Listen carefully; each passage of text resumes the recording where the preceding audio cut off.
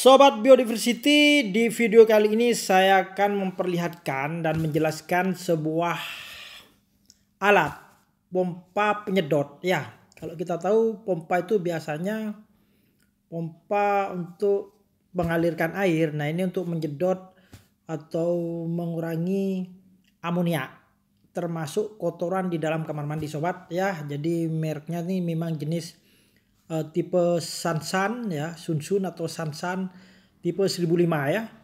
Jadi ini tipe yang paling rendah ya. Komponennya terdiri sobat ya. Jadi ini alat penyedotnya di sini memang ini berada di ujung ya, di ujung nanti dipasang pipa-pipa ya. Kalau di video yang lain saya sudah mempersembahkan jenis pompa manual ya untuk menghilangkan amonia kotoran ikan ya. Karena kita tahu amonia atau kotoran itu bisa mengganggu pertumbuhan daripada ikan ya. Nah ini sobat, saya perlihatkan ya, di komponennya ini ada di bagian-bagian tertentu di dalamnya ini ada bagian ujung ya untuk sebagai alat penyedot dan penyaring, dan ada juga di bagian pangkal ya yang berhubungan dengan selang. Jadi kita pasang bagian depannya ya. Nah kita rangkai bagian depannya ini. Kemudian pasang, nah ini bagian untuk penyedotnya, di bagian depannya ada penyaringnya sobatnya seperti ini ya. Ini nanti untuk menghisap ya, menghisap beberapa kotoran yang ada di dalam kolam. Begitu. Kemudian di bagian belakang ini ya kita pasang ya. Nanti kita buka ini dulu. Kita pasang penyambung dengan pipa ya. Pipa seperti PVC sobat, tapi ini bersegmen karena dibuat segmen atau bertahap itu supaya tidak terlalu panjang-panjang sehingga bisa disambung-sambung dan dipasang karena dusnya kan kita juga tidak terlalu panjang ya, begitu biar masuk dalam dus. Oke, kita pasang sobat ya. Seperti ini, jadi ada sistemnya drat gitu ya. Kenok drat gitu, jadi diputar-putar ya. Ini sudah kita coba, artinya tidak akan terjadi rembesan, bahkan memang perlu diperkeras supaya memang dalam proses penyedotan ini tidak boleh ada udara masuk sobat ya. Nah, kalau udah ada udara nanti tidak kedap, maka yang akan terjadi nanti daya hisapnya berkurang atau mungkin tidak bisa menghisap. Kita pasang memang ada 3 segmen ini ya, pipa putih ini ya. Yang terakhir ini kita ya pakai ya penghubung ya antara nanti selang tambahan ini untuk pembuangan sobatnya.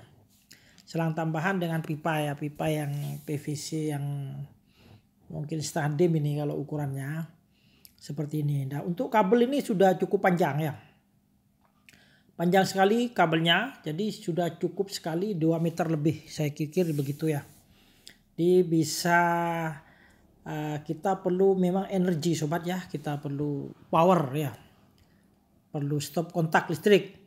Nah ini ada bagian ya yang bisa kita pasang di nanti di perantara ya antara sambungan-sambungan ini. Sebenarnya ini digunakan untuk pengikat kabelnya ya. Oke, kita ambil kabelnya sekarang dulu. Kita pasang dengan kabelnya ya. Nah ini supaya kabelnya itu lebih termanage ya, artinya tidak kemana-mana kabelnya sobat ya, begitu. Kita pasang bagian depan ada 3 ya pengikat atau pengait kabel ini, jadi bisa dipasang supaya tidak bergerak kemana-mana ya dan lebih aman ya.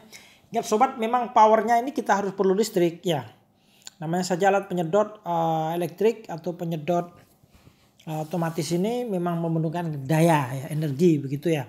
Beda dengan yang manual, kita hanya tenaga gravitasi ya.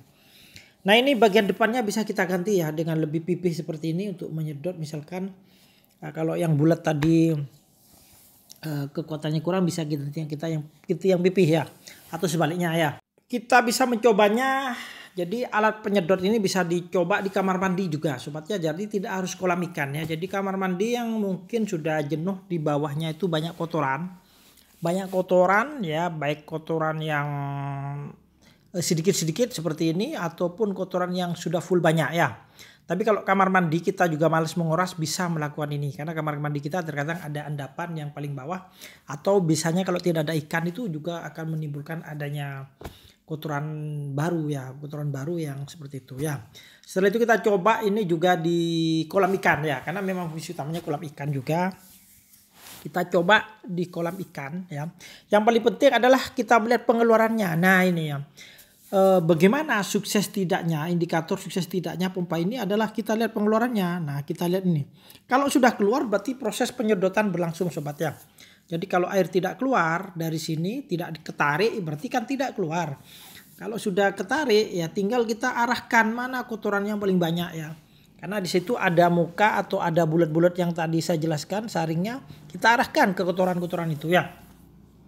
Nanti akan ketarik ya. Nah ini salah satu contohnya, memang saya buang kotorannya itu ke tanaman lemna ya, tanaman untuk jadi pupuk ya, begitu salah satunya. Sobat bisa membuangnya ke mana, ke saluran atau aliran drainase ya. Bagian depan kita harus pegang erat sobat supaya tidak gerak-gerak, begitu ya.